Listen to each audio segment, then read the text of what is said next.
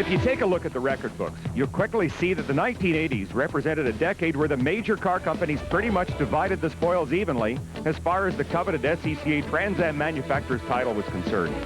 General Motors, through a combination of Chevrolet 3 times and Pontiac once, captured the title 4 times.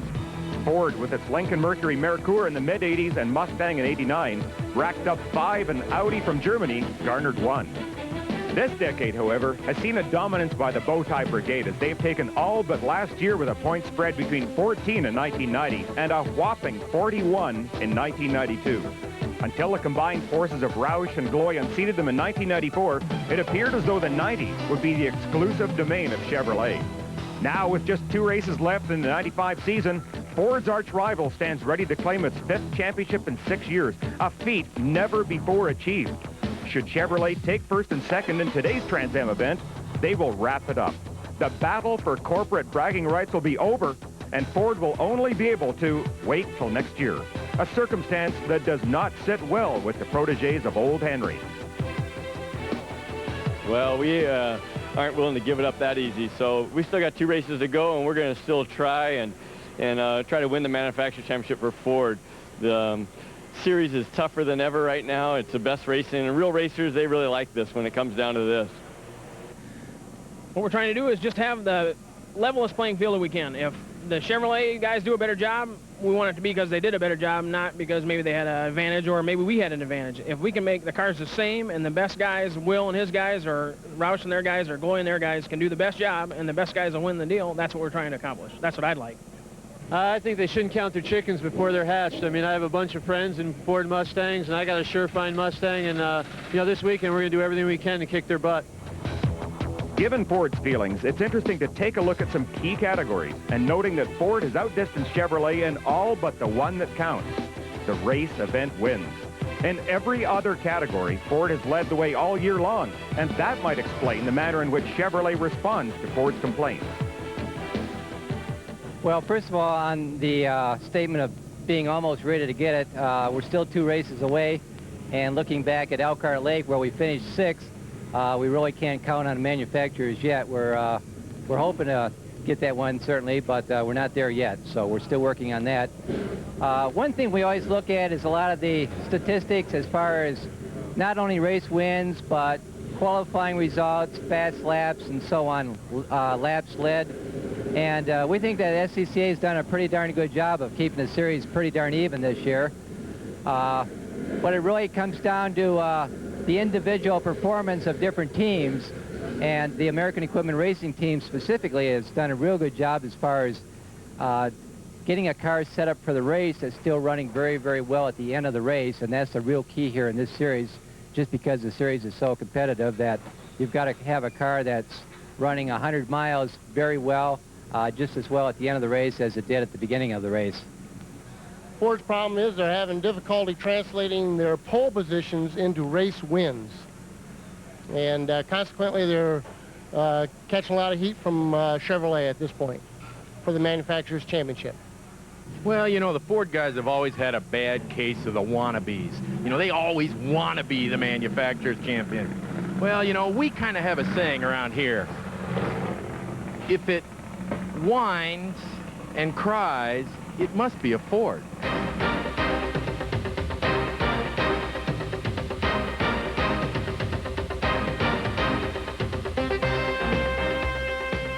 Welcome to Prime Network's presentation of round number 10 of the 1995 SCCA Trans Am Championship, coming to you from the southeastern United States, the beautiful circuit at Road Atlanta. Hi everybody, I'm Bill Adam, and today we have a slightly damp track currently, but as we've seen all season long, weather conditions have been changeable for our racing series. Well, even though this is the next to last race in the series, the Manufacturers' Championship can be wrapped up today, but not so for the Drivers' Championship.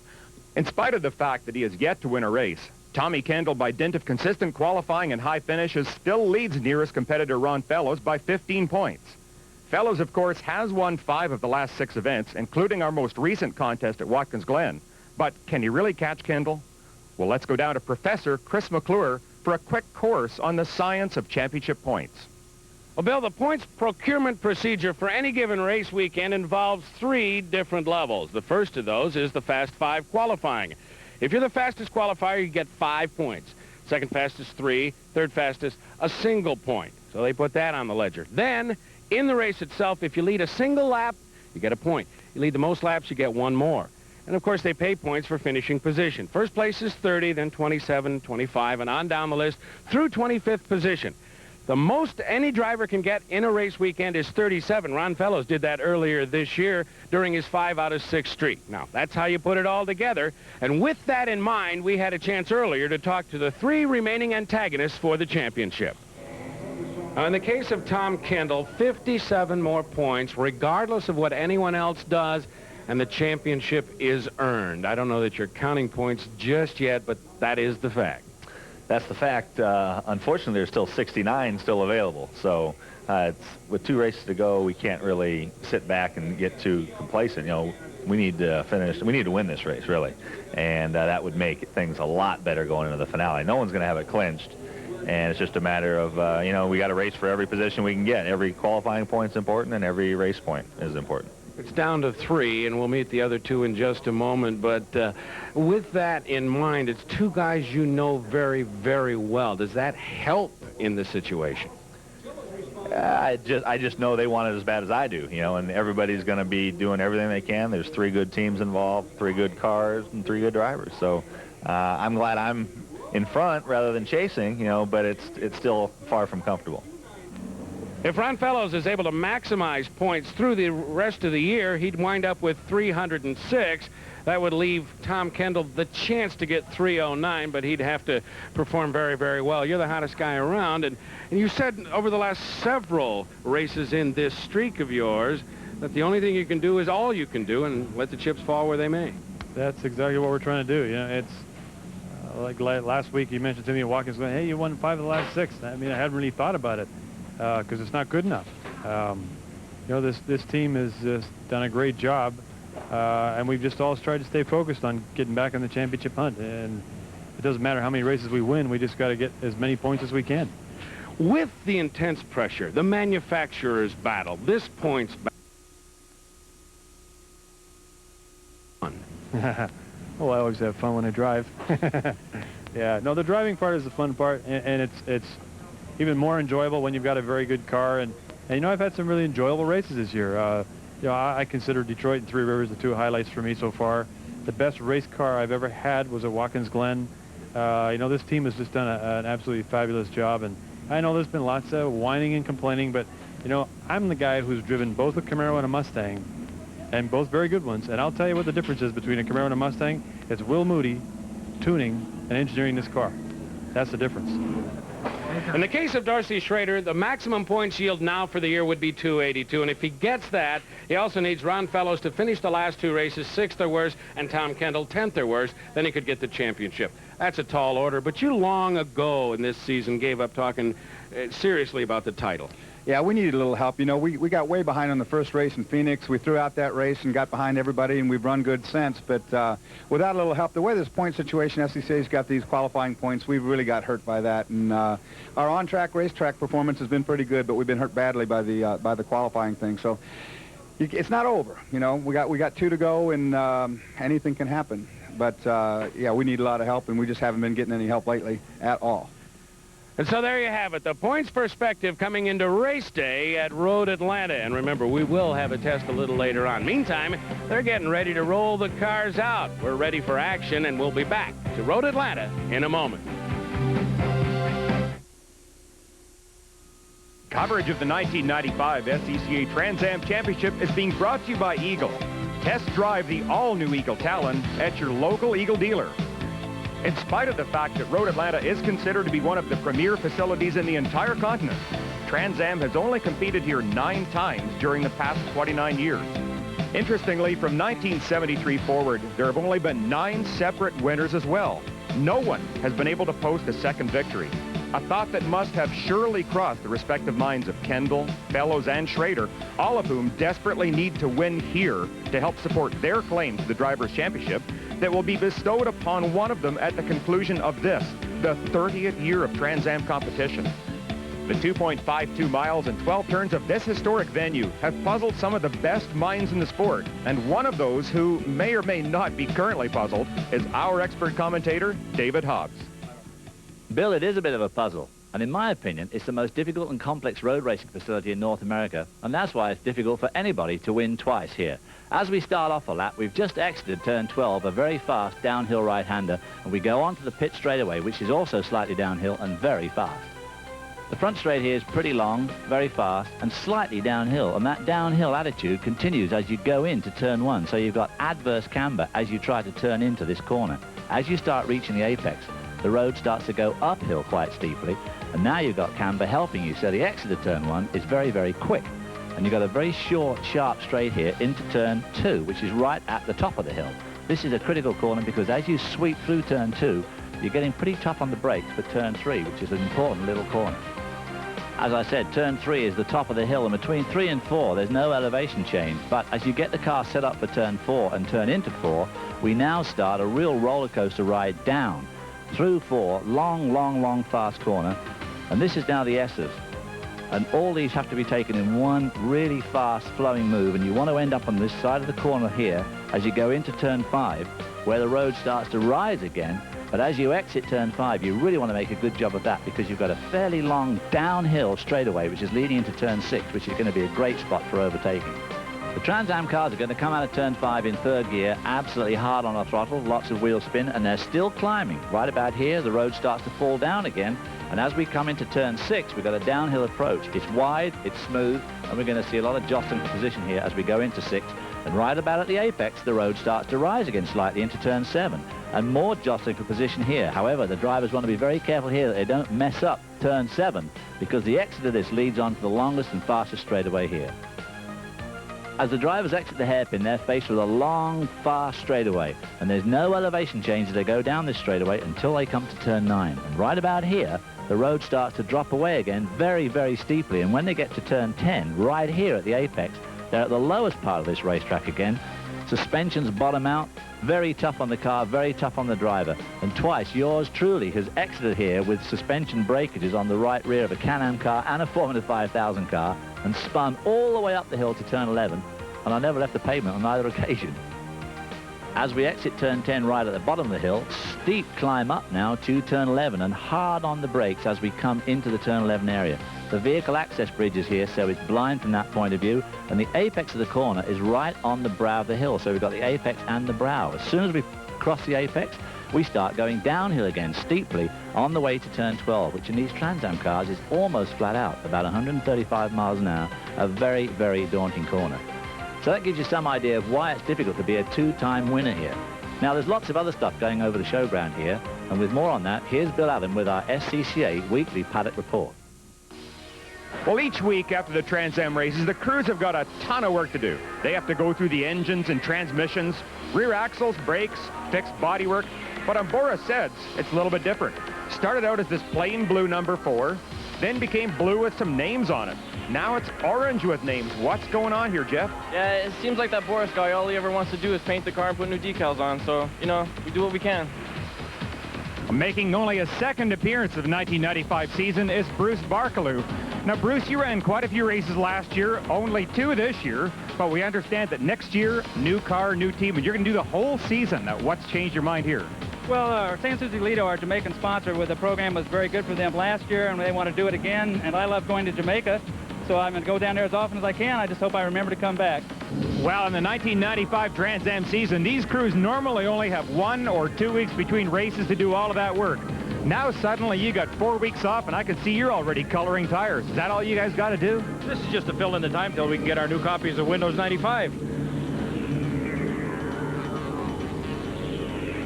Well, the Roush team is a 2-car team, but one without team orders, because each driver, once the green flag falls, can go at it as hard as he wants.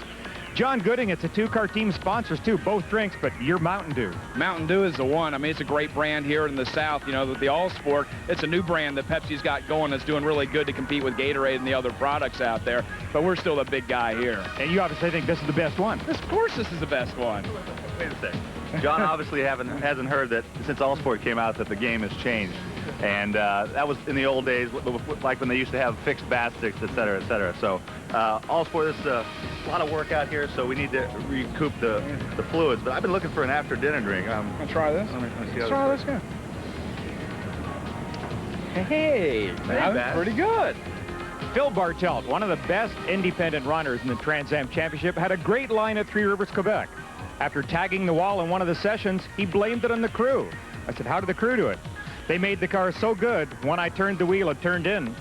Now the crew has got this car working for you so well, and you're finishing. This is your last race of the year. Yeah, it is. We're looking very much forward to this particular race. We felt a little disappointed at the Glen. I was looking forward to an excellent race there and had a motor go. So this will be the last one this year, and then we're looking forward to next year. So I want to make this one as good as I can make it. And I got a crew that can do it.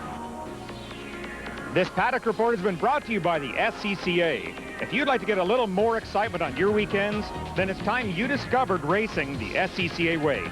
The Sports Car Club of America is your ticket to the pit lane and the fast lane.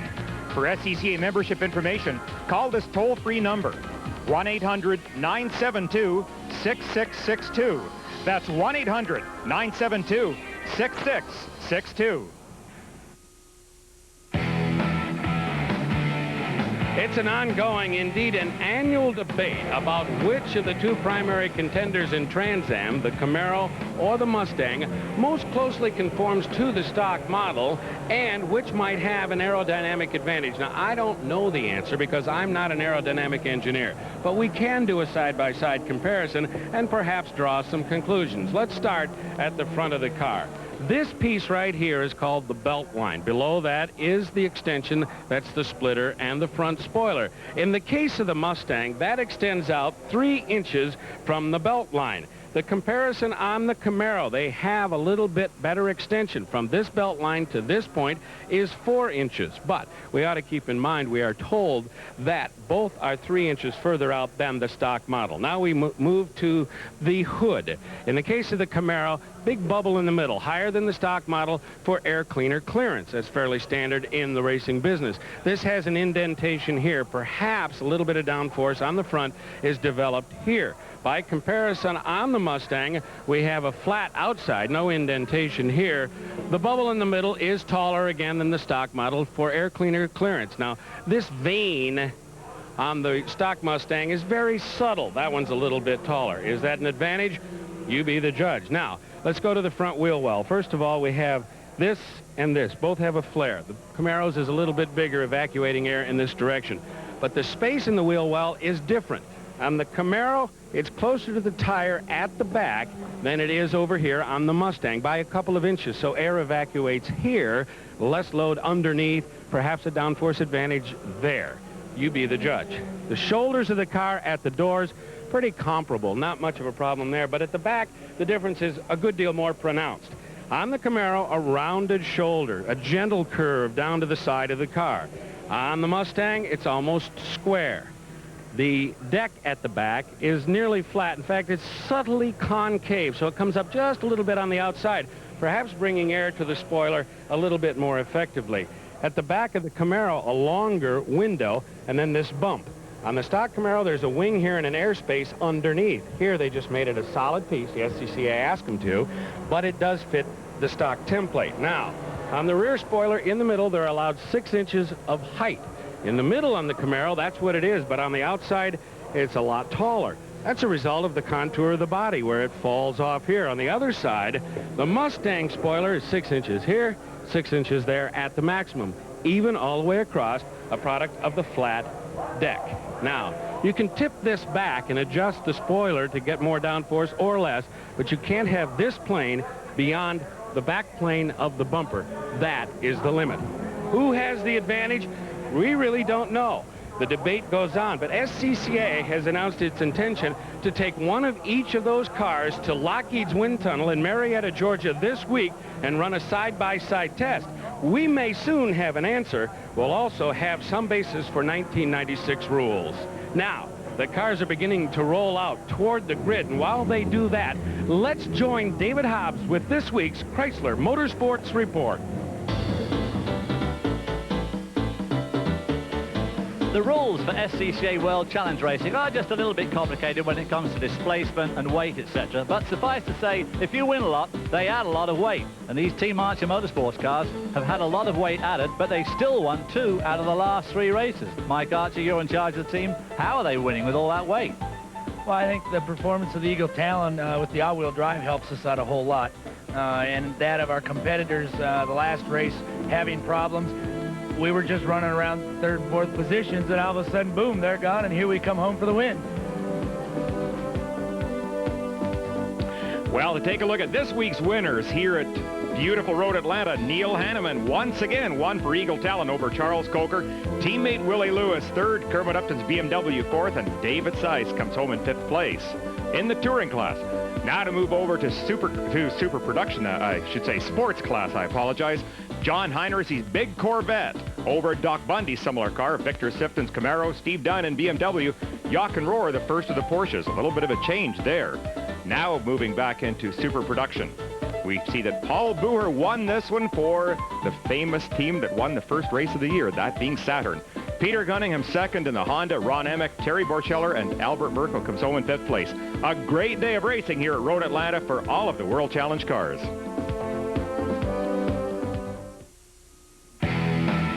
Welcome back to Road Atlanta. Bill Adam, David Hobbs, and Chris McClure with you under those threatening skies once again. But they cannot take away the beauty of this circuit because it is one of the greatest on the North American continent.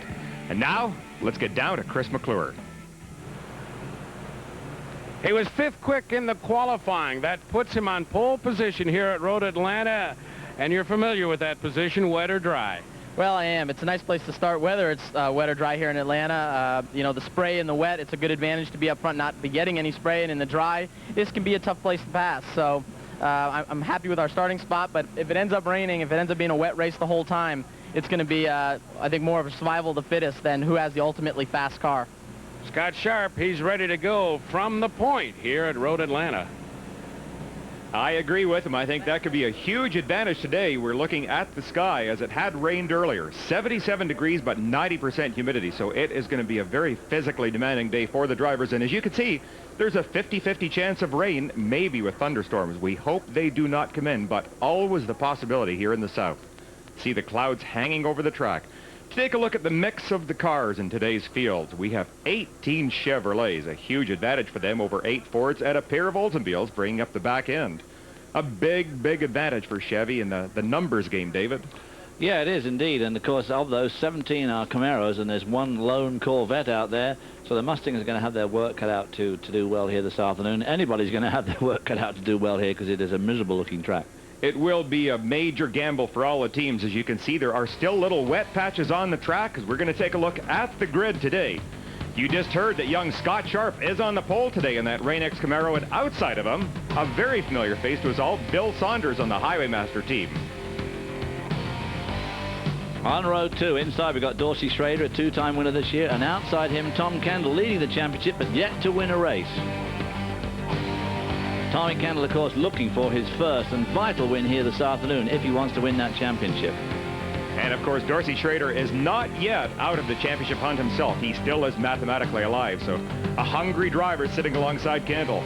Going back to row 3, the fastest qualifier, picking up 5 valuable points, Ron Fellows. He is desperate to keep his championship hopes alive, and outside of Ron, Brian Till, who was the fastest runner in the dry session. So Brian outside with the second picket car. Then back onto row 4. Inside is Jamie Gallus, Ron Fellows' teammate in the Camaro. And, of course, Boris Said with his new paint job there in the number 4 car. New sponsors, new paint. Of course, Boris had a very dramatic exit from the last race we saw from Watkins Glen, looking to do better here this afternoon. The strength of the car is always appreciated. Back into row 5, inside number 5, Paul Gentilozzi. Outside of him in the Valvoline car, it's Brian Simo, the No Fear Man. Then on row 6, inside Dale Phelan, and outside him is Tim McAdam. Tim McAdam, of course, running for Rookie of the Year this year in the Trans Am, in the world's best oil-sponsored Camaro. As we're looking back through the field, you can see the cars getting wheeled into position. Bryce Cobb will be on row 7. Not a great qualifying position, but with his experience, you can never count him out. Outside, the perennial amateur, Jerry Simmons, down from Ancaster, Ontario, Canada, number 76 Camaro. There's Jerry right there. And the rest of the field looks like this. Back on row 8, we have Don Sack alongside Ray Kong making his return to the Trans Am. Row 9, young Rob Rizzo alongside of John Gooding, a pair of the Roush teammates. Ford occupying all of row number 9. Right behind them in row 10, Bruce Nesbitt and R.J. Valentine. Back into row 11, John Miller IV. That's a pretty exotic sounding name, alongside of Phil Bartelt, who, as he will tell you, is making his last run today of the 95 season. Another great amateur driver, always tries hard. Bruce Barkaloo and Bill Eagle in row 12, Max Legaud and James Moyer in row 13, all Chevrolets back here. And row 14, Tony Ave and Trent Terry, who were put to the back of the field because of a slight rules infraction that we will talk about later on. Well, the racing is about to start here at Road Atlanta. The sky is dry right now and the pavement is drying as we speak. Don't go away, and we'll be back with the start of the Road Atlanta Trans Am Classic. Welcome back to the beautiful Road Atlanta track here at Braselton, Georgia. This race is about to get underway. Cars are firing up as we speak. Looking at the car on the pole today, that is Scott Sharp, of course, a past Trans Am champion, sitting in the car normally occupied by Greg Pickett. Greg decided to give it over to the younger, faster member of his family, I suppose, and maybe Greg's at home watching the Raiders play. Greg, I wish I was with you in that case. You can see the track is drying out quickly, but that should be a fairly serious problem on the opening laps, David, because it really reduces the number of safe spots to pass. Yeah, it's one of those interesting combinations, a drying track like this, but of course they will do one pace lap, so they'll get a good idea. That's the sort of thing that's going to be a problem. Water running across the track. We've had so much rain the last couple of days. I don't think that's ever going to dry up as the race goes on. Well, these cars, once they get going and the tire is up to speed, we'll be having hot tires to try and bake it away. We also have radio communications with that man right there, the number 15 Highwaymaster car of Price Cobb. And David, let's give him a call. Hi, Price, are you there? Yeah, David, how you doing? Well, I'm doing fine. What does the track look like to you? I can see it's pretty damp in a couple of spots, but otherwise not too bad. Yeah, honestly, it looks like on the line, except so far through just the apex of turn 1, we've got a dry line, Dave. The difficulty for all of us, though, is that I think there's only one car, if any, that have anything but brand new tires. It'll be tough to get them off on the first lap. Now, Price, you didn't qualify very well. The weather was all messed up over the weekend. You're back in 14th spot. It's going to be a bit of a struggle to get to the front, isn't it? Yeah, I'd like to think not, but I'd hazard a guess you're right. I'll just have to be real aggressive. Well, he can temper aggression with experience. Price, one of the most experienced drivers in this field, has had victories in virtually every type of car imaginable. So you couldn't put a better driver in that car right now. You see the windshield wiper in place that they all hope they are not going to be using those today. Highwaymaster car going around the track here, number 15 of Price Cobb. Yeah, he's slotted right in the middle of the field here. He's in 14th position, which is almost exactly the middle. He's got some pretty stiff competition in front of him. You can see there how the track pretty predominantly now is dry, and as he says, it'll soon really finish off drying out. But getting past people around here is not easy. You've got a couple of points on this track where you can really overtake. Other than that, it's all, you know, the cars use all the road up, and it's kind of hard to get around people. Yeah, I recall last year, for example, that the race leader, there's a nice shot of Price, and of course the winner back at Phoenix, the first race of the 95 Trans Am Series, and a really fine driver. So he is going to have his hands full, and as he just admitted, that he too is concerned about trying to get these brand new tires to get some sort of temperature on this pace lap. Chris McClure, what do you think? I think that's exactly the case. 3 of the top 5 in the field have brand new tires, but Tommy Kendall and Ron Fellows have scrub tires. That may give them an early advantage. And as far as who's going to win this race, as we get a little bit of a sprinkle in the pit, I think Tommy Kendall is due and ready. Well, it appears there's one man that definitely has the odds stacked against him right now, and that's Tony Ave. He is off the track and stuck. Now, perhaps Tony was trying to warm up his tires. With the combination of cold tires and dampness, he has spun someplace. So I'm sure the pace car will be doing one more lap to give him a chance to get Tony back onto the track and resume his position at the back of the field. Well, Tony Harvey's day not going like it's supposed to at all. Pace car lights obviously still on at this stage, as he's going to have to go around again. We'll be on a full course of caution now while they get Tony Harvey's car out of that ditch. This will work to everyone's advantage. They get one more lap to try and scrub their tires in, so we'll take this word for a commercial and be right back with the racing.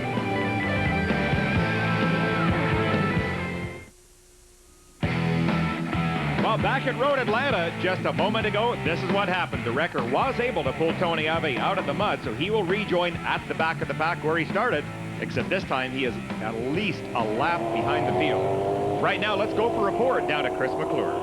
We're with Dan Binks talking to Tom Kendall right now, explaining what to do on the start coming back around. Danny, the skies are getting a little darker. How quickly would you pull the trigger on rain tires?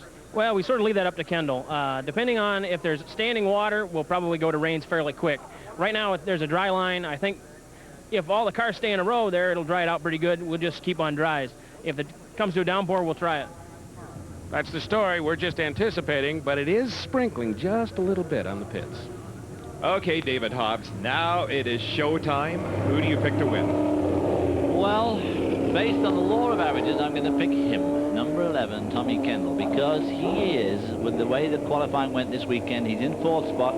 The main guy in front of him is Dorsey Schrader, who he's going to have a lot of difficulty getting round, but I think if he can get round him, he'll be home free. And Ron Fellows, in turn, has got to get around Tommy Kendall. So I'm going to go for Tommy Kendall. Tommy won. Well, I'm going to go with the guy on the roll, and I'm going to go with Ron Fellows, because he has been just unbelievable of late, and I still have not seen any chinks in the armor. The car looks solid. The Will Moody preparation is always great, and I think Fellows is inspired. He can see the championship closer than it has ever been before. So, Ron, you're my man today. You can see they are just down through the dip, getting nicely lined up. The pace car does have the lights off at this point. We expect he will duck into pit lane as they come up over the top of that hill where David Hobbs left trails of rubber years ago, and glad that you're here with us. Left him. Sure did leave trails of Lots rubber. of smoke. You can see Scott Sharp on almost a little bumping there. Oh, there was a bump. Is that a little psychological game or intimidation, maybe? It looks like he's under the throttle very early, Scott Sharp is, as they're coming down. No start. He was on the gas way too early. SCCA officials have deemed that was not close enough. But they do get a chance to warm up their tires. Now, each of these laps, by the way, is counting. So, although they are slow laps, the length of this race is being reduced every time around. They should try and make a reasonably quick lap around here to try and get their tires up to a temperature, maybe reform at the end of the back straight, and hope to do a cleaner start this time. One of the things they're going to have to put up with, you know, there's mud on the track now because it rained so heavily on Friday and Saturday that you can see where the water's run across the track. It's dragged that Georgia clay, so they're going to have that to contend with. And as it dries out, that in turn, of course, will turn into fine dust, which gets on everything and tends to make the surface pretty slippery. Down here at turn 6 is one of the few places where the track looks extremely clean. And, of course, this is a place where we're going to see a lot of overtaking efforts, I think, coming into here because it's smooth, it's wide, and it's a good corner to outbrake people into. Yeah, that really does look good down there. The track appears in fine condition at this far end of the straight, and of course just around this corner is where Tony Harvey spun. Let's get back down to Chris McClure. Well, during the races, Tom Ebersol handles Bill Saunders' car. Bill on the front row like he was at Portland. Was his approach and demeanor any different than then when it was a first? Absolutely, it was different at that time. Right now, he's pretty comfortable being up there. He knows all these guys, and he knows that he's supposed to follow Scott through the first corner. That's what he tried to do, but Scott wanted to run early. And he got boxed out by Dorsey, and then it really looked like the SCCA officials were on top of this thing, and they called it off. I let him run down through here, and then I told him that there was no green, so he didn't run over Scott. Okay, good luck to you. Have a good day. Tom Ebersol. He talks to Bill Saunders, who's more comfortable this time up front. Yeah, he appeared very comfortable. We saw him just before the start of the race in the Highwaymaster hospitality area for our ice cream, and he was quite confident. Hi, Price Cobb, are you still there, Price? David, how you doing? Well, you're not doing very well so far, Price. You're 4 laps into this race and you haven't passed anybody yet. What's up? Hey, if I can't dazzle with footwork, it's got to be the other thing, huh? Well, good luck. You're coming down to my favorite spot, the dip at the end of the straight, so keep it on the straight and narrow there, and good luck, and I'll leave you alone now. You guys. Price Cobb in that other Highwaymaster car, the number 15 car, also looking forward to a really great race. Tim McAdam alongside number 28, World's Best Oil. And there is Price, and he is trying to figure out exactly where he can go on the drop of the green. Does he go inside, outside, watch for contact? Boy, it's a lot of cars. Of course, another thing they've got to watch today on this start, I mean, very often you can put a wheel over the edge to squeeze by somebody, but not today, because that ground is absolutely solid. So. Well, one more time around this final corner toward the starter stand. We'll watch up ahead for the green flag. There it is. The Trans Am Classic is underway down to turn 1, David. And into turn 1, Scott Sharp has the inside line, and Dorsey Schrader comes through with him, and Ron Fellows comes through with him too, and aces out Tommy Kendall right at the start of this race. Boy, that's a shocker. I can't believe that Kendall allowed himself to get put into that position where he actually lost. He just got boxed in. There was nothing to do. Bill Saunders was in front of him and a little bit off the pace, and the inside line was significantly quicker than the outside line, which of course was led by Scott Sharp. So that's what happened to poor old Tommy Kendall, and so he's now stuck behind Ron Fellows. Hardly stuck behind Ron, of course. Don Sack already making a pit stop. It appears that they're working on the wiper motor, although why they're doing that, that's certain. Now look at Highway Master car up the outside. Dorsey Schrader and Ron Fellows both go by Bill Saunders. Fellows not content to let anybody get away at this point, almost touching Schrader. Now they're on the back straight, the fastest section of the course. Look at that red dust getting blown up already. And way in the background, it looked like Jamie Gallus almost trying to take Tom Kendall. He is. Jamie Gallus alongside Tommy Kendall down this long straight. Dorsey Schrader goes to the lead, passes Scott Sharp, 175 miles an hour down through this dip. And look at the car twitch. Dorsey Schrader's car's incredibly quick down the straight, which these Fords are. There's no doubt about it. Tommy Kendall there, again gets boxed in. Whoa, and there's that prize cob coming up. Boy, I'll tell you one thing. Young Jamie Gallus is making a really stunning display right here, too. You can see he is right behind his own teammate, Ron Fellows. Scott Sharp now dropping back one more position. Fellows slams up the outside, and Jamie Gallus also. Jamie Gallus looks in a mood like he might be going after his teammate Ron. Just amazing display right now by young Gallus. So Ford is leading right now at Dorsey Schrader, Ron Fellows, Jamie Gallus, the two teammates from AER Racing. Buzz McCall's team down through the S's. Beautiful track here. Here's a replay, David. Take us through. Coming down to that turn 6 area, there's Ron Fellows in the background, Sharp in the front. Dorsey Schrader right behind him as they file through turn 6. Ron Fellows now comes right up to Dorsey Schrader. And here we see that take for the lead down the back straightaway, and look at the speed that Ford's got as he slashes past Scott Sharp on that long, fast straight, 170 miles an hour down into that dip. A real display of horsepower and driving there. As you can see, he was putting his car out on the damp part of the circuit, so took a bit of a risk there, because wheel spin, I think, would have put him sideways at a horrendous speed. So, Dorsey Schrader still leading this race. The car looking a little bit weavy as it goes through that dip, but then, of course, they are doing 170 miles an hour, loses all the road coming out of turn 11. Ron Fellows not far behind them, both of them putting a little bit of daylight between themselves now, and Jamie Gallus, and now Tommy Kendall's really on the warpath. Tom Kendall maybe finally getting the bit in his teeth. There's a lot racing coming our way today, so don't go away.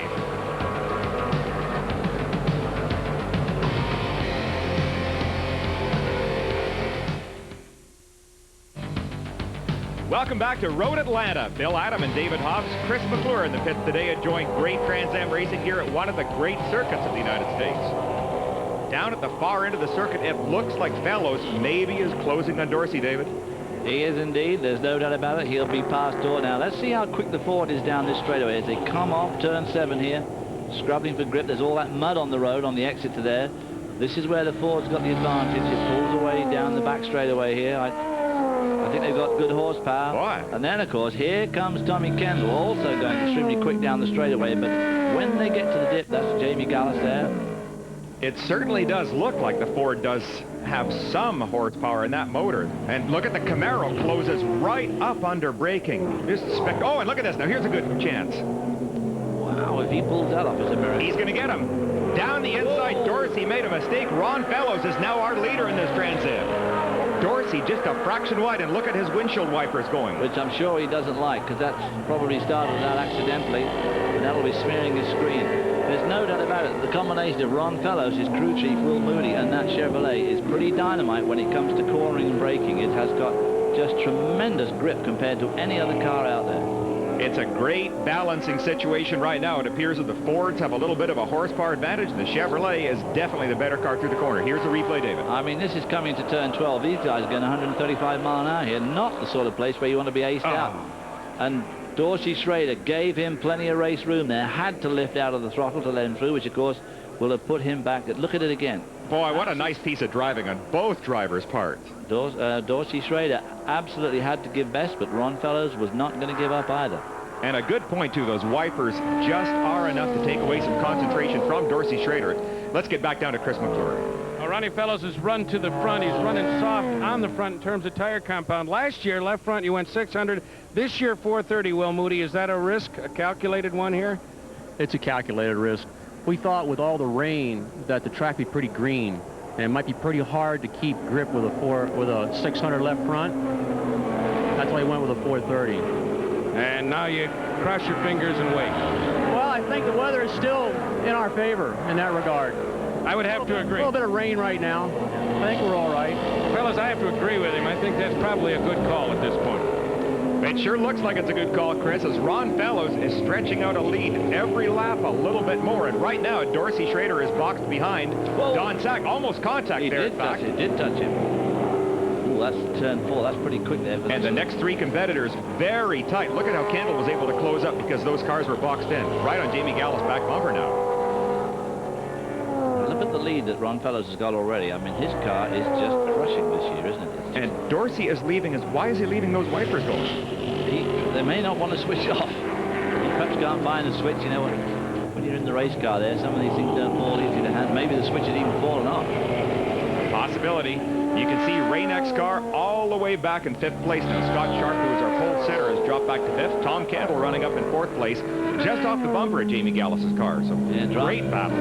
Drafting down the straightaway there. There's Boris Said. Boris Said, and then look at this Highway Master Battalion. All three cars, nose to tail, down the back straight.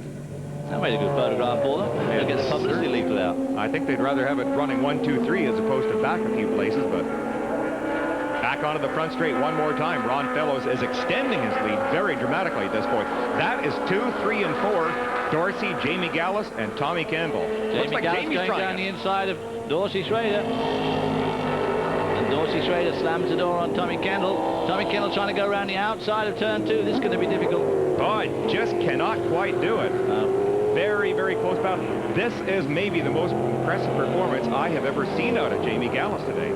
Well, he's certainly driving very, very nicely this afternoon. And see, again, through those S's, the Chevrolet significantly outpacing the Ford as they come down through those S's round turn 5. And look at this, Ron Fellows already up to turn 6. Huge gap between him and 2nd, 3rd, 4th, and 5th, which we're looking at now. Now, ideally, wouldn't Ron like to just be able to hold that? Here's a replay, David. Coming off turn 12 there. Dorsey Schrader coming down to the front straightaway. Jamie Gallus drafts him into turn 1, gets himself on the inside. Again, Dorsey Schrader has to give best. Slight damp there. And Tommy Kendall's just right behind him. Thought he might follow through, but that didn't work. I have been so impressed all year long with the stability shown by the two Buzz McCall cars. They are excellent. Now, if Chevrolet do win this race today, this will clinch the manufacturer's title. It is all over, so they will have the bragging rights for 1st and 2nd, of course. So very important that they try and maintain these positions. Ford understand this, believe me, they're well aware of it, and I'm sure that both the Roush and Tom Gloy teams have been advised of this, so very important bragging rights. We'll take a look at the top 10 here. Ron Fellows continuing to lead, driving that beautiful Buzz McCall car. His own teammate, the perfect position. Jamie Gallus running the number 2 Camaro in 2nd. Dorsey Schrader, Ray Vestas Mustang running in 3rd. The Tom Gloy stable. Then Roush with Tom Candle, and back into Scott Sharp, I should say, is back in 5th place now. A lot more racing coming our way, so don't go away as the rains just start to fall once again.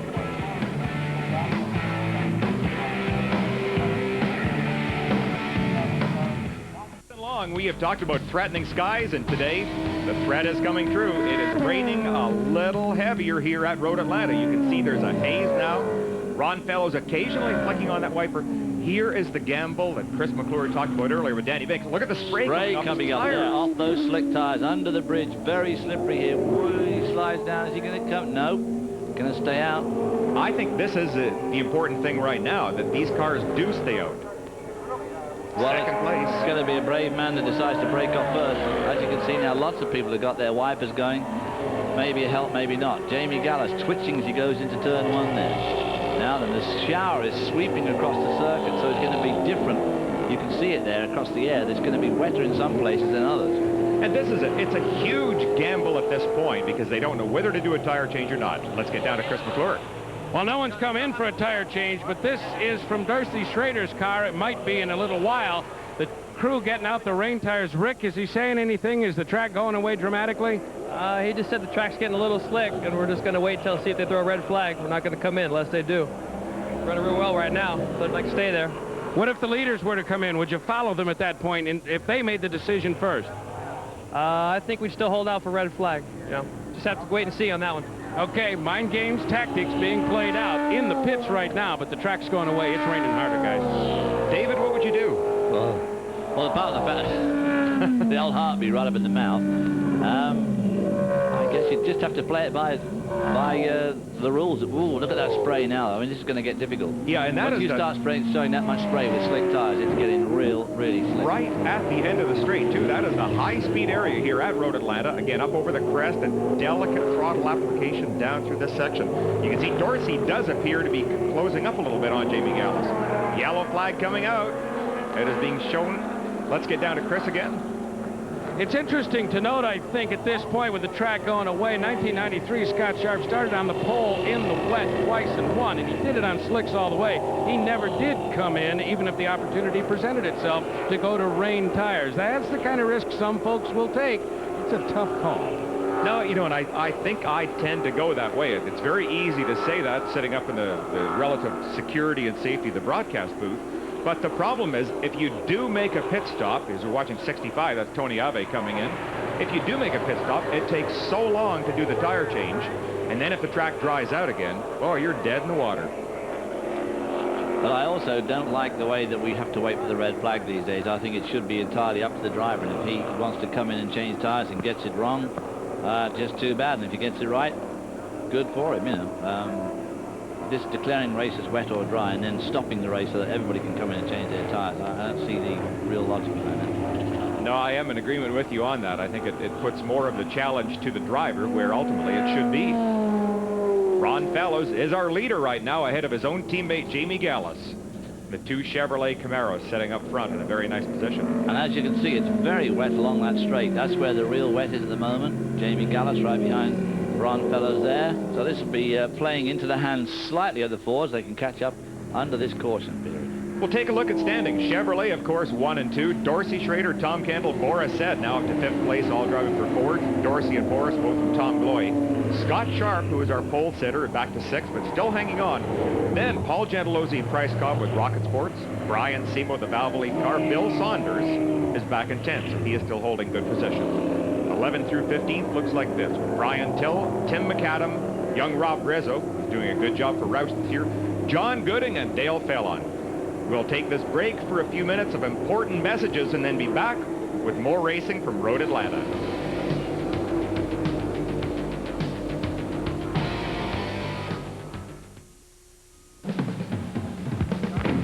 Welcome back to Road Atlanta. Our threatening skies are threatening a lot more seriously than they were earlier today. You can see the rain is coming down at a very steady pace right now, making it miserable for the drivers, and you can even see there that puddles are starting to build up. Cars are still being led around this circuit by a pace car, waiting to see if the rain should subside or if it happens to get any heavier. We certainly hope it is the former. And now we're going to take a look at something a little different. While the pace car goes out here, we'll take a look at the latest Oldsmobile Track Fact.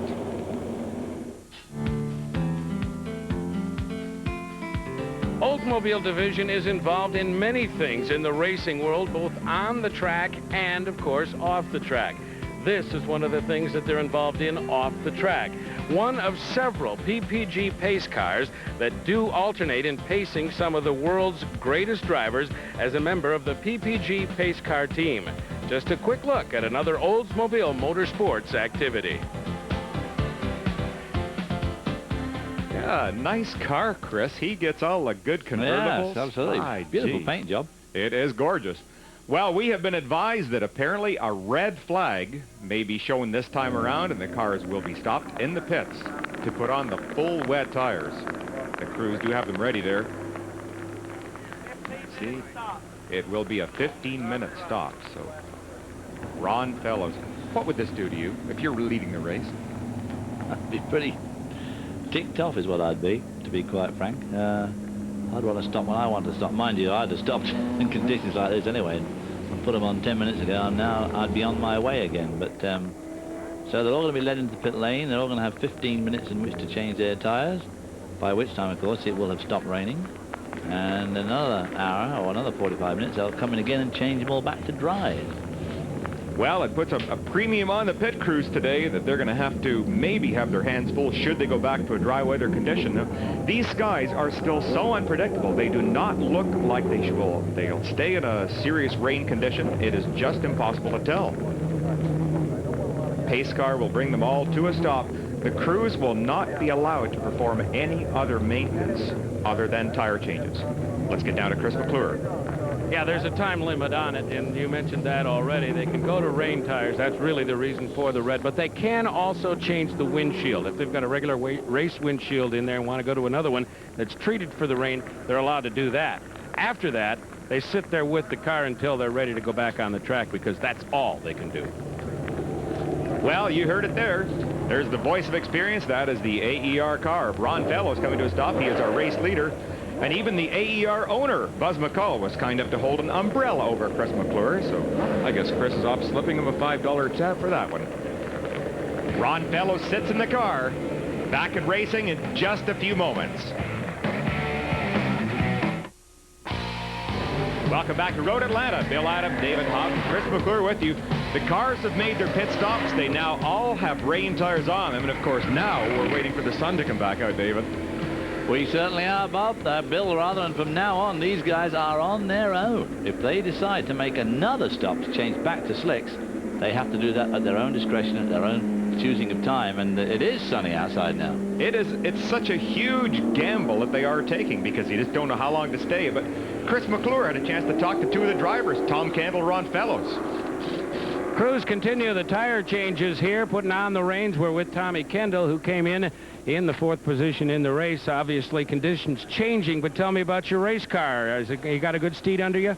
I think we do. You know, the Roush car felt good in the dry. It's always been good in the wet, so sitting behind that pace car for all those laps was frustrating, and I'm sure the fans want us to get going as well. So I don't care what they decide. Let's just drop the flag and get back at it.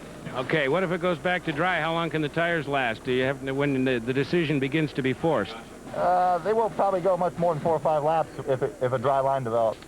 Okay, Tommy Kendall, he sits quietly. The crews along here are continuing to work, and we'll move up to the man who was leading the race at the occasion of the red flag in the number 3 AER Chevrolet, the man who is pursuing the championship behind Tommy Kendall and came to the front relatively quickly. That would appear to suggest, again, you got one on rails. Well, the car was very good in the dry, there's no question. It's always a lottery when it's wet. It's really kind of a shame. But we'll just have to go out and do the best we can in these wet conditions again. Well, the best he can lately has been awfully, awfully good.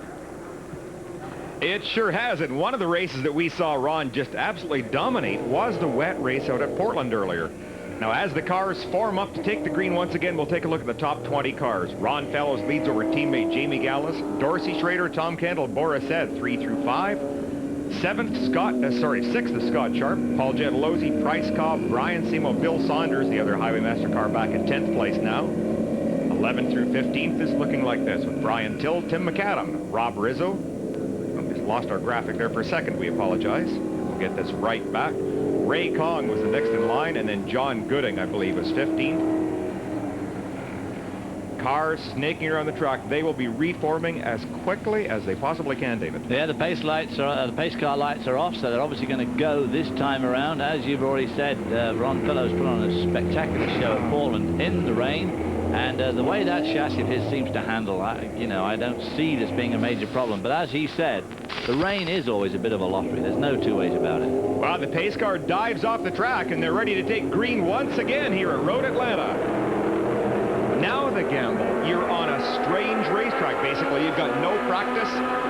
How deep you go to these corners? Well, Dorsey Schrader is testing already. And this is the tricky corner because the water runs across it, so it collects there a lot. And you can see it streaming off those tires of Ron Fellows at the front there. Oh, and look at the spray behind the cars. These big rear deck spoilers just suck so much water off the track that for following vehicles, it's a huge problem. Brian Simo going up the inside of one of the high-match cars, over the curve actually, but was able to make the pass. Boy, he did. That was Gentilozzi. He went round and look already. Ron Fellows is stretching out. Oh, and that car, the third spot car there of Dorsey Schrader, snaking there as it went over that rain. Here is where you try to apply. Oh, and look at this. The Rain-X car, Scott Sharp. That's Simo again, trying to get round Scott Sharp. He touched him going into the turn 5 complex. Again, massive spray behind these cars. This is down the far end of the track. Brian Simo, he is on the charge right now. This young man is really moving this Tom Gloy car, the Valvoline car. Very appropriate, of course. Brian Simo owns the No Fear clothing outlet, and he's certainly showing no fear at all this afternoon. A very good point. They are onto the back straight. Now you're going to see a major wall of water being thrown up. Just look out behind Brian's car, showing there at 6th place, charging down the straight, where they were running 170 miles an hour. Now they're probably down to 140 in around that. And look at the lead already that Ron Fellows has got. Here's Tommy Kendall struggling hard back there in 4th spot. Very bad spray. Wow, and here comes Simo absolutely flying through the dip there. Scott Sharp following in the yellow. Number 6. Brian Simo has been so impressive since he joined the Trans Am Series last year. He is relatively inexperienced, but why, gee, he does a fine job in these cars. Jamie Gallus also doing a fine job today. Now, he had his first, well, actually, he had a great 1-2 finish at our last race at Watkins Glen, right behind this man. Ron Fellows winning Watkins Glen, and Jamie followed up with a strong second. They are running that way right now. Teammates 1 and 2. Very neat driving right there down through these S's. Just a tiny puddle at that one apex.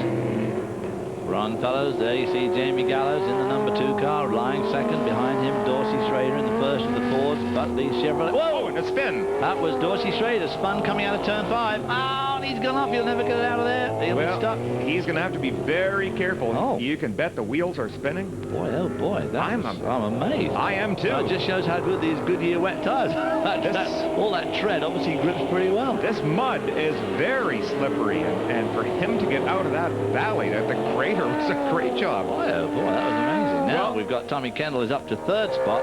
Does that allow him to come to grips with the 2 Chevrolets? It's looking unlikely. A lot of passing going on back here. That is Schrader again, wasn't it? Dorsey, yep, up alongside Scott Sharp in the Rain-X car. Normally Greg Pickett driving the number 6 car, but not today. And then I'm sure as Greg watches on TV, he's going to be glad that he's not here. Let's get a replay and watch what happened here. Back to Dorsey. Here we see Ron Fellows coming up through the S's, making it into the turn 5 complex, which is this very tight left-hander here, very critical corner here, and just as he comes into there, we see Jamie Gallus going out in 2nd spot, and Dorsey applies the power just a little bit too early, backs her into the row there, is passed by, what, 3 people? Yes. Selects first gear and miraculously pulls it out. It's amazing. Amazing. Well, it's important for Dorsey to do this. His championship hopes are a long way from being dead here. They are slim, but he still can become the 95 Trans Am champion. Was a winner here in 1989 at Road Atlanta, which was also the year that he went on to claim his Trans Am championship crown. Down through the S's, one more lap. We watch Dorsey Schrader, who has slipped out of 3rd place now. We'll look at 1 through 5. Ron Fellows and Jamie Gallus leads Kendall, Sed, and Brian Simo up to 5th place. Coverage of the 10th round of the 1995 SCCA Trans Am Championship is being brought to you by Ford and your local Ford dealer. Have you driven a Ford lately? Well, Dorsey Schrader just took his Ford for a little spin around Road Atlanta. And right now, the leaders are Chevrolet. There goes the Ray Vespas car, having rejoined the race. You have to apply the power so delicately on this condition, Dave. You do, but there's no doubt about it. These modern race tires, modern wet weather race tires are absolutely extraordinary, and it's one of the developments that's really affected passenger cars. We now got some amazing all-weather passenger car tires which come from the racing. There we see Brian Simo, who, as you said, was up to the 5th spot, and look at that. There is a slight dry line developing. It's hot down here. It's about 78 degrees. It's very humid, admittedly, but the fact is, and look at this. Major battle. The first, second, and third. By gee, Ron Fellows has been caught by his teammate Jamie Gallus, and also Tom Kendall has closed right up. So I wonder if something is amiss with Fellows' car. Must be either a miss with Fellows' car, or he got caught in traffic, or he might have put a wheel over the edge or something. But he has suddenly slowed up dramatically, falling into the grips. Now he's on his way again now. He must have made him... No, Tommy Kendall looks like he's going to try and come down the inside of Jamie Gallus. I think Kendall is staying out of the spray right now. Let's go down to Chris McClure for a report. Well, quick update. Dorsey Schrader off. Of course, that lap was terrible in terms of time, but the following lap suggests he didn't hurt the car. His crew says he didn't, and he was right back to the pace he had been before the spin. Yeah, you can tell his crew, Chris, that the car does look fine. I don't think there was any damage to his car, just a little bit of ego damage right there. Ron Fellows, it looked like he was losing control of that big cushion that he had, but apparently has been able to reestablish it, so maybe he is just being extra cautious passing these cars. He must have been doing something to fall back, because he soon pulled out again. There's Don Sachs in the Oldsmobile, lets the other two cars go by. Now Fellows going through 3 and into the 4, and as you can see there, the road suddenly drops away really steeply here. They disappear from view, start to swing right. Really quick right hand to that. Got to make a good apex on both these corners and try and cut straight through here to get a good break into turn 5. And of course, all of that is complicated immensely by the wet. This is so difficult for Kendall right now because he naturally wants to get as close as possible to try a pass, but the closer he gets, the poorer the vision. Exactly. You lose downforce, of course, because of the turbulence from the car in front, and you lose vision. It's a really tricky. Car number 50 is off. Oh, and once again, we're seeing the value of the Goodyear racing tires. That is Bruce Nesbitt. Amazing. I didn't think these cars had moved. The mud here in southern Georgia is so slippery. This red Georgia clay is unbelievable.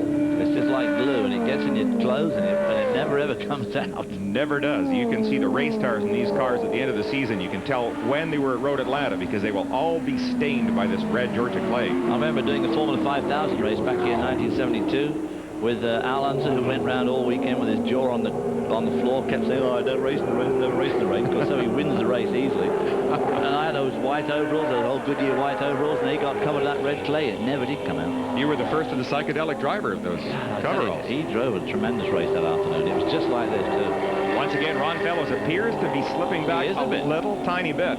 Tom Kendall, I think, is charging very hard right now. We've seen on a couple of occasions on that lap, the back of his car. As Morris said, is catching them all up. Morris said in the number 4 car with this new paint job, used to be blue, now it's a nice, I don't know what you call that, pinky red. But whatever it is, he's slicing up through the field to catch up with Tommy Kendall in what is the lead Ford. Morris said right there, the number 4 Whisk, Surefine, Tom Gloy, Mustang, Cobra, Goodyear shod car. Calumet, engine, V8. Tom Kendall going around there. Our camera on board today, unfortunately, because of this weather, we are not able to bring you onboard photography to show you just how diabolical this truly is.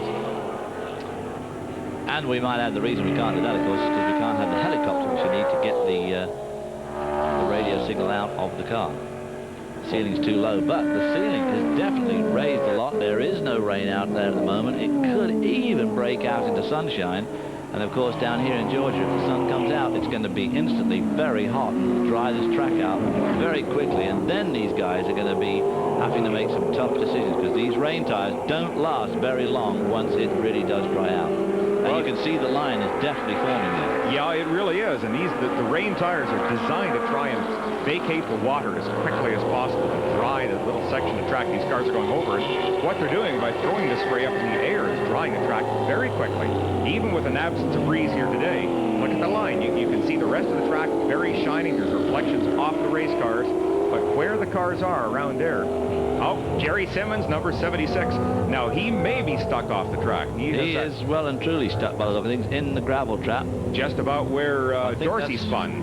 Yeah, he went off the outside. Now, that may cause a pace car to be brought out because that's quite a dangerous position right now. Yeah, it is. Ooh, lap traffic now. This is going to throw a spanner in the works somewhat. No, Dale Fellon is moving over as both the Camaros get cleanly by. Kendall, I'm not so sure. Tommy may have been blocked right there. Jamie Gallus almost had an opportunity to pass. Tom Kendall did get cleanly through. This has really opened them up, or closed them up rather. Now then, Tommy Kendall's going to be able to use that draft from the Chevrolets down the straight. Mind you, rather him than me having to overtake anybody on the outside of the dip. And the 76 car, too, has got out of the gravel. Well, Goodyear's rain/mud tires are doing wonderful things today to keep the race going. Look at how close Kendall is, David. Well, Jamie... Boy, oh boy, there's a bit of bravery there. Man. Wow. Huge maneuver by Tom Kendall. Wow. You and I have both been through that section of track at high speed. Let's take another look round the at this. outside where it's wet. But ironically, gets on there. Jamie Gallus suddenly realizes he's been aced out of it, but doesn't give up, and they come up the hill here, and Jamie Gallus is still right behind Tommy Kendall. So, Ron Fellows now being chased by his chief pursuer in the championship. So now we have first and second in the championship, lying first and second in the race, but in the opposite order to championship form. Man, that was tight to watch. And of course, Tommy Kendall needs a win badly, because a lot of people are saying that it's not very good that he should be leading the championship by 15 points and still hasn't won a race. Well, here's our full field rundown, which is brought to you by Ford. Ron Fellows continues to lead, but just barely over Ford mounted Tom Kendall, Jamie Gallus third. Forrest Head, Bryce Cobb, and Brian Simo, 4th through 6th. Dorsey, Scott Sharp, Brian Till in 9th. Paul Gentilozzi, Tim McAdam, teammates, Bill Saunders up into 12th. Rob Rizzo, Ray Kong, John Gooding, the other Roush car to 15th. Trent Terry, Bruce Nesbitt up to 18th. Dale Phelan, R.J. Valentine, and Jerry Simmons, who we just saw stuck off the edge of the track having a snowplow buried. Bill Eagle, Bruce Barclay, and James Moyer in 24th. Don Sack, Phil Bartelt, and of course, Tony Ave, who we saw retire earlier with problems. And Tom Kendall goes for and gets the lead. And traffic in front of him now, too. Squeaking through there. Boy, oh boy, that Tommy Kendall's got an attack of the Braves. He's obviously been on the Brave pills today. That was a tremendous one. Through the dip, comes up to the outside and goes wide onto the wet, off line, onto the wet stuff, slides down the inside of Ron Fellows, and I don't think that Ford's got the grip the Chevrolet's got at the best of times, and boy, look at that. But Tommy Kendall is on a mission this afternoon. He caught up with these guys. Can he pull away? More incredible racing coming our way. We'll be right back. Atlanta, where we have a brand new leader in Tom Kendall. I think for the first time this season, we have just seen Ron Fellows pass during a race. That car has been virtually unbeatable, and it appeared it was going to be that way today, except Tom Kendall just drove by with unbelievable bravery. Well, Tommy Kendall's car does seem to be extraordinarily quick down this long back straightaway, so he comes off the end of the straight with good speed. Now he's looking for water, see, going down offline there. Now he's looking for water to keep those rain tires cool, because there's a number of laps to go yet. It obviously is not going to rain again, and the track is drying out quick. So Tommy Kendall now looking for water to try and keep those tires under his car to the end of this race. Let's get down to Chris McClure. One thing, Tommy Kendall cannot talk to his pit. He can hear what's coming from Dan Binks and the others as they walk the action, come through the final turn and onto the pit straight. Like a man possessed is he, and I suppose with rain tires on, he's doing all the adjustments with the roll bar. Right, we already adjusted those. We did that on the yellow, got the rain tires on there. He's just racing as hard as he can. We need the points. I mean, we're trying to win the championship. We need to be in front of Ron. And you need a win. You really do. We do. We had the one there at the Road America, and we didn't end up winning that. That was unfortunate. We need a win today. Well, right now they're in the best position they could be. Well, they certainly are, but what a gamble is approaching us as this track is quickly drying out. Remember, all of the drivers are on rain tires right now. How much of a gamble do you think this is for Ron Fellows? Maybe he is deliberately backing off to try and save his tires.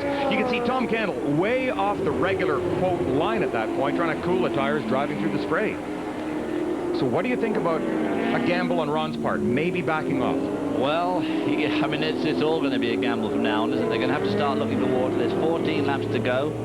There's the Pontiac that we saw on the dirt a few minutes ago. Tommy Kendall running down the right-hand side of the straightaway here, looking for water to keep those tires cool. There's some really good water there. Got to be a bit careful you don't run into a puddle at that sort of speed. Yeah. Down to the fastest part of the course, which is where he managed to dispatch 2 people in rapid succession and did an incredible job there. I mean, he just used every inch of road, and although I think he got there quicker than the others, you still got to get around him on that slippery track. He did a magnificent job doing that, because Ron Fellows, of all people, is not going to be passed easily. But look at that line there. I mean, really is pretty dry here. Swoops back to the other side of the road to pick up more water. Yeah, and as he said, that he expected under race conditions that good rain tires may last 4 or 5 laps only. So that is not very long. There is third and fourth, a great battle right now. Jamie Gallus and Boris Said are getting into it. So another Chevy versus Ford battle back in third and fourth. So good to see Boris Said too racing this car. They picked up some new sponsorship from Shorefire and Whisk, and looked at one stage as if we were going to lose Boris Said from the championship this year because he'd run out of sponsorship money.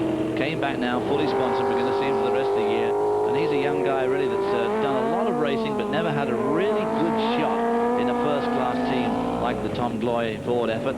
There you see Tommy Kendall coming back out of the wet. Now, Ron Fellows, interestingly enough, is not doing all that swooping all over the road. He is staying on the line, not so much concerned with his tires, doesn't seem at the moment. Yeah, I wonder.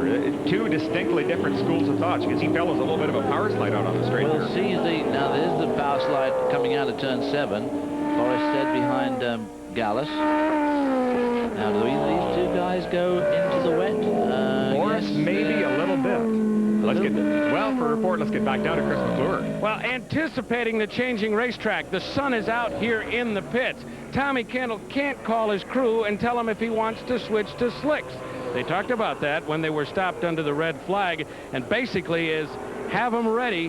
When I'm on the pit road, we'll change the tires because it's his call, but he can't tell him when he's made the call. Well, that is a huge gamble, and how do you ever pull off the track and give up the lead? I mean, that's got to be the toughest thing of all to do. I don't think anybody, as long as the track stays as well as it's staying, you know, offline, a lot of these guys are going to use that water and try and keep those tires cool. Boris Said there's using the grass to keep his tires cool. There's plenty of water around there on that turn 4. Mind you, you don't really want to be out that far. And through here, you don't want to use that water that's lying to the left of the screen. As they come into turn 5, there's plenty of water there on the outside. So I think these guys are waiting game. And there's Tommy Kendall. See right in the water on the left. And Ron Fellows not bothering with it at all. No, of course, it's the shorter way round, so it's saving him a bit of time. But yeah, one of the other impressive performances right there. That's car number 15. And then you can see there's Dorsey Schrader back up there.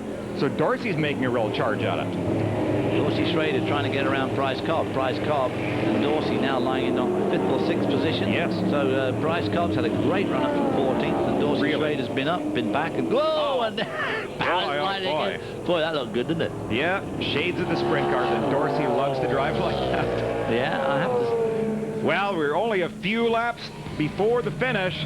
We'll take a few moments and have some important words from our sponsors. We'll look at the top 10 as we leave you. Tom Kendall continues to lead this race over Nemesis, Ron Fellows, Jamie Gallus 3rd, Boris at 4th, and Bryce Cobb all the way up to 5th place. 6 through 10 looks like this, and we'll be back in just a moment. Prime SCCA Racing Road Atlanta Trans Am Classic. Bill Adam, David Hobbs, Chris McClure. A real day of gambling as it has gone from dry to rain, and it is drying quickly once again. There is our leader, that is Tom Kendall, with only a few laps to go, desperately trying to conserve the tires, as is every driver right now. They are all on wet tires, and they're wearing out quickly. Yeah, and of course this is where you've really got to be careful not to power slide the car too much. More traffic in front, that dry line there, very dry down through turns 12 and into turn 1. There's a bit of water on the inside here of turn 1, but not much. You can see it's very dry. Here's Ron Fellows in 2nd. No, that's not Ron Fellows. Jamie Gallus. Ron Fellows all the way back to 4th place now. Boris Said is up to 3rd. What has happened to Ron Fellows? Well, maybe he's run the tires off his car, but I can't see why he would run his off significantly more than the others would, except that Tommy Kendall has been making very, very big efforts to keep his car in the wet that's there to try and keep his tires cool. Boris Said's car well and whoa, a big traffic jam through there. Boy, Jamie Gallus is just having a major problem right now with Boris Said. Boris was our winner earlier this year at Road America, Elkhart Lake, Wisconsin, and he would love to notch up another strong finish. Oh, Boris being badly balked here by some lap traffic. In fact, you can see there's a lot of mud down the side of Ron Fellows' car. I wonder if he has had a little off-track excursion, perhaps? Ron Fellows squeaking by one of those lap cars there as they come around to turn 7. So there you have Jamie Gallus, Boris Said, and Ron Fellows. So Ron Fellows, this is not good for his championship quest at all, because he came into this race 15 points down, 13 points down after qualifying, and a Kendall win here, and second place is not going to do him much good, but fourth will do him no good at all. In fact, we just did get a report that Ron Fellows went off at turn 3, so that explains the mud down the side of the car. One of his uncharacteristic mistakes. Ron has been driving almost flawlessly this season. He has been the recipient of 2 very unfortunate incidents that have taken away all points from him, and has battled his way back. So Tom Candle right now leading over Ron's teammate, Jamie Gallus. Morris head up into 3rd. Ron is 4th, just ahead of Price Cobb, who has had a spectacular charge. He's had a great run, too. You'd expect that. Price Cobb really hasn't done quite as well this year as I must say I thought he would going in. When I went to Phoenix and when Price Cobb was there and he won it, I wasn't the least bit surprised because I thought Price was going to have a great year. It just hasn't worked out quite like it should have done for him, but it is his first year in Trans Am, and he is obviously a strong driver. Well, I think Ron maybe at this point is thinking his chances of winning today are gone, but if he were to finish ahead of Boris, then would Jamie maybe back off and allow his teammate to go through to collect those extra points? Second, he should do. And of course, it's one of those things that a driver, you know, you tend to want to give up here. You think this has had it, we've had it. But I tell you what, racing is one of those things. Never, ever, ever give up, because it's never over till it's over. Till that flag drops, you just don't know what's going to happen. No, so many times this year we have seen action happen on the last lap. Jamie Gallus now trying to go all over the track, had a little bit of cold rain onto his tires to make them last these last few laps. And this, of course, this particular place here is particularly scary if you've got tires that you think might be on the blink. If you think the tread's going away on your tires and you're going through there at 155 miles an hour, you don't want the tread to come off the tire. And it does definitely wear on your mind to go down the straightaway before you get there. It certainly would wear on my mind. Back down to turn 1, Jamie Gallus, you can see his car spattered by a little bit of mud. And of course the windshields in all these cars, well, they take the same sort of beating. Ooh, RJ Valentine there, 7. Nice job by RJ in the Pennzoil car. Moves out of the way for both of these cars going through. Because it's so hard for the guys who are being lapped, because they're looking desperately in the mirror and trying to look out the front as well. It is indeed. Now here's the battle between Price Cobb and Dorsey Schrader. This is 5th and 6th places. They are locked in a serious battle, and they too, you can see the cars are sliding wide in the corner. That lump of mud there is Ron Fellows' mud. I believe it is. That was turn 3, so that's where Ron went off and was able to rejoin. Ooh, Price Cobb having his work cut out here to hold off Dorsey Schrader. That's where Dorsey spun just a moment ago. Right under the bumper. As they come down to the turn 6, is he going to be able to go the long way around? Well, I don't think Price is going to let him. He is going to make that car slide as wide as he can. Dorsey there now, slipped through on the inside now. Dorsey, that's what I Dorsey. Oh boy, he's driving that car sideways today. Yeah, and it goes the more he does it. Oh, and that's Brian Till off the track. On the 6th car there. Now, if that car requires a pace car, if you're Ron Fellows, do you gamble? Do you dive in the pits for dry tires?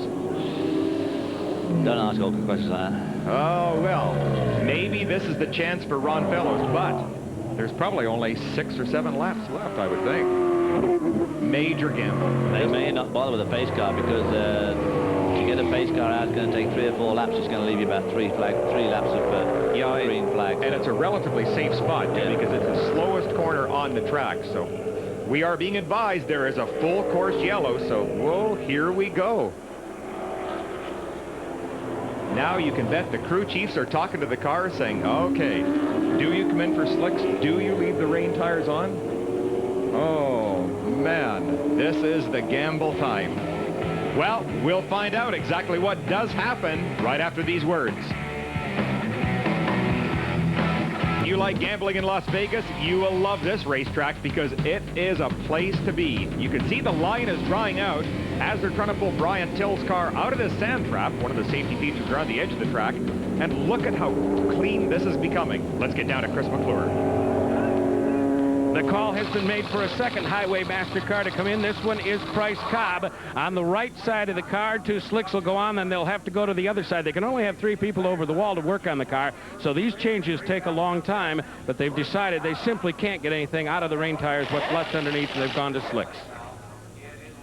Well, I think it's perhaps a good call if you're further back in the pack, but Price was so far up. I don't know if I agree with that, David. Well, of course, the thing is now that we're getting down to like 6 laps to go. I think next time by will be only 5 laps, and I think you're rather off to let the tires last for 5 laps and stop at this stage and put. You get Brian Till's car out of that trap, just Rusher builds more predictably. In the case of the tire gun, it's a matter of convenience. They can get the nitrogen easily to the pits. They hook it up here. they run the gun. It's also drier going through the mechanism so it doesn't wear out. Now, this other one is also a matter of convenience. A Rocket Sports crew member built this. It goes in the side of the car. You attach it here. What they call the bowling trophy then becomes a lifting mechanism for the car. When they're on the pad, they just simply lift it up, just like that.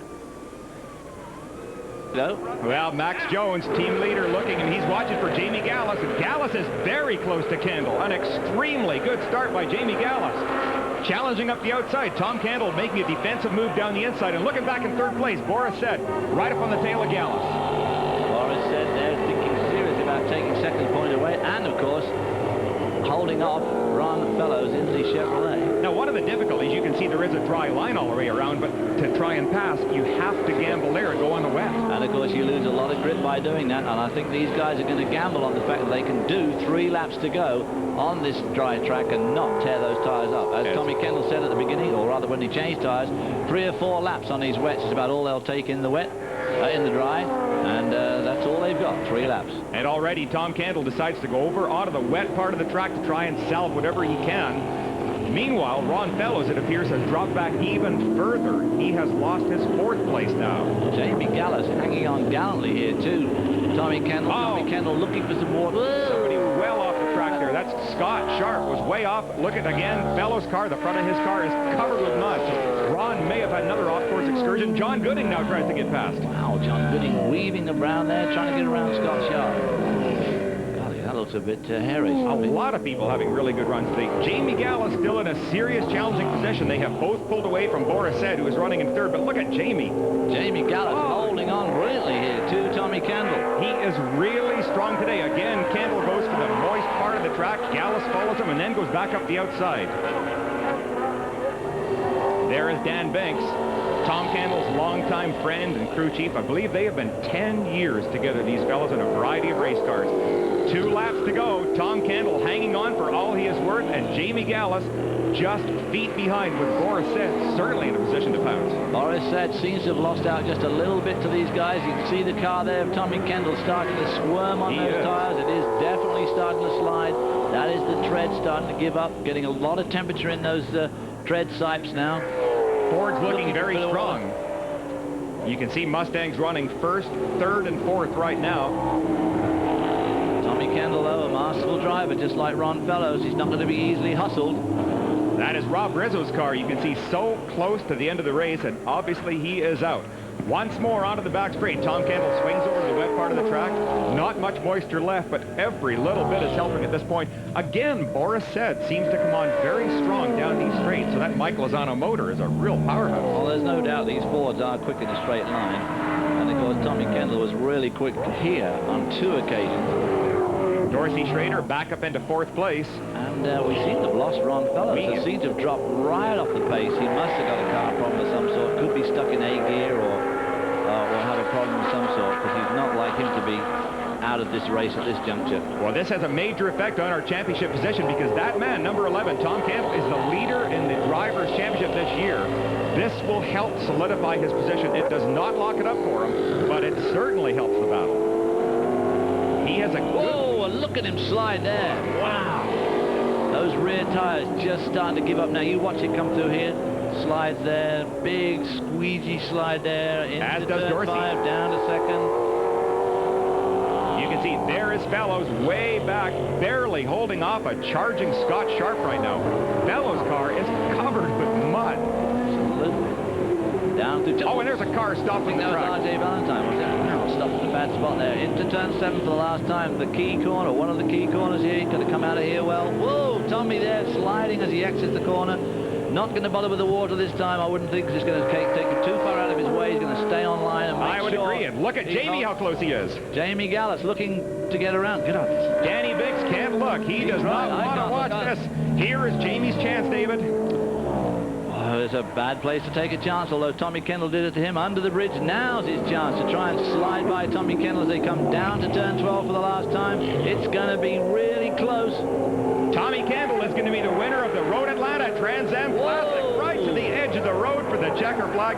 Finally, he gets his first win of the season. Jamie Gallus, an excellent second-place finish. What a race from Jamie Gallus. Ron Fellows has crashed. He is stopped on the track. I think he crashed in the dip. Hard to tell exactly where that was, but boy, oh boy. Let's get down to Chris McClure. Huge celebration breaking out here. I tell you, I said it to you, and I know you've thought it a lot, Dan Binks. You had to win one. Yeah, we just tried all year and just couldn't win one. We struggled. We had the fastest car at a bunch of places. I tell you, the kids stuck in there. We tried to get on the pole. You know, we didn't get that. We got second, trying to get some points. Kendall, he just dug deep and won this one. It's awesome for All Sport and Ford. Great deal.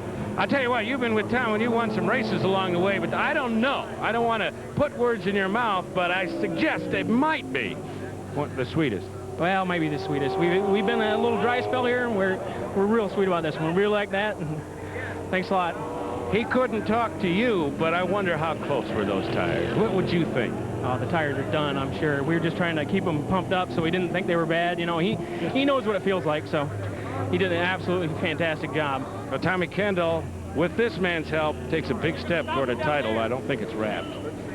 No, it is not wrapped, Chris, but you can tell how important it is from the emotion and the emotion that not only was in his voice, but in his eyes.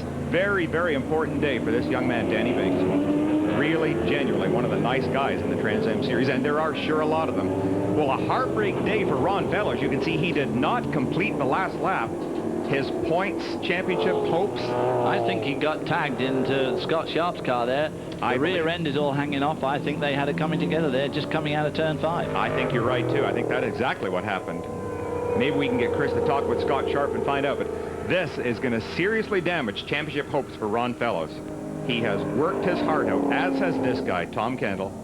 Boy, what a season. I wouldn't have thought it possible to see Tommy Kendall go through a season this far without winning. No, I agree. It's quite extraordinary that he hasn't had a win, considering he's been on the pole so many times. He's set so many fast laps. He's always looked so competitive, but just somehow, when it's come to the day, he has not been able to take that checkered flag, and it must have been griping him somewhat severely. And, of course, he's been leading the championship, but it's just not the same as winning races. Well, we're going to get a chance to talk to these people and a lot more when we come back right after these words. Don't go away. Road Atlanta will be back in your living room in just one moment.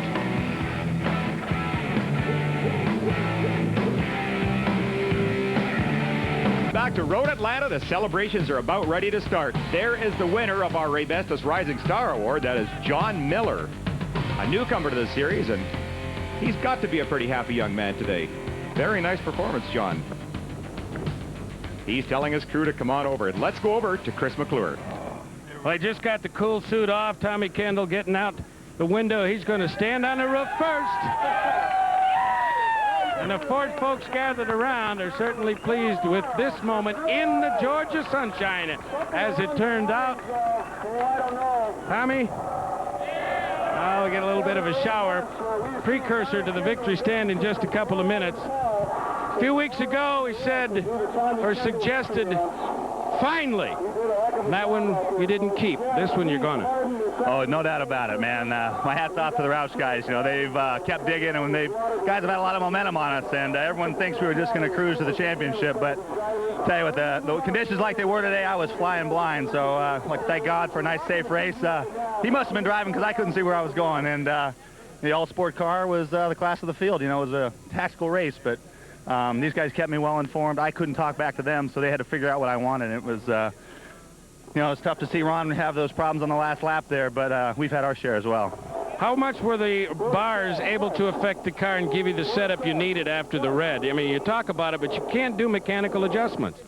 No, we have the adjustable bars inside the car, and, you know, you can play with the brake bias a little bit, and you have to just alter your driving style. You know, the guys, I'm sure you could see me searching for every last bit of water I could find, and if I could have talked to the crew, I would have probably convinced them to put slicks on when the last yellow came out, but I guess I'm glad I didn't. But I'd like to say hi to everybody at home. I'm tickled. You know, this has been a long time coming. Big step toward the ultimate goal. Sure is. You know, we'll just keep digging. Well, a worthwhile battle today for Tom Kendall because it sure tightens up the points battle. Now the lead is Chevrolet 75 over Ford at 71, and that means the final showdown is going to come at Sears Point in California. Huge, huge battle coming out there, folks.